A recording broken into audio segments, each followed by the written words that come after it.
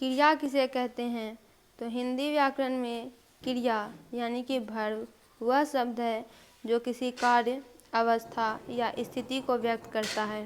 क्रिया शब्द किसी वाक्य का महत्वपूर्ण हिस्सा होता है जो यह बताता है कि कर्ता यानी सब्जेक्ट क्या कर रहा है, क्या कर चुका है या क्या करेगा।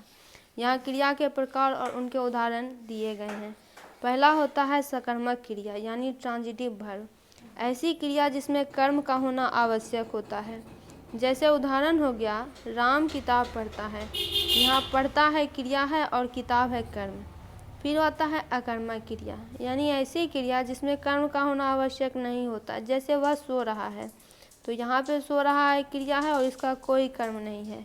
फिर आता है सहायक क्रिया यानी ऑक्सिलियरी वर्ब, यह मुख्य क्रिया के साथ मिलकर क्रिया के समय, काल और अवस्था को व्यक्त करती है। जैसे उदाहरण हो गया, मैं हूँ, वह है, तुम हो।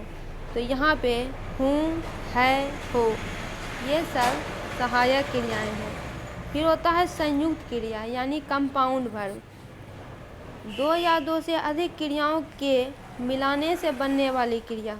जैसे उसने खाना खा लिया, यहाँ खा लिया संयुक्त क्रिया है।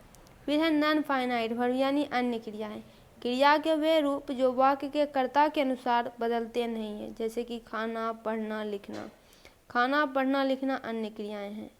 काल के आधार पर भी क्रिया के प्रकार होते हैं। पहला होता है वर्तमान काल यानी जो क्रिया वर्तमान में हो रही होती है, जैसे वह खेलता है।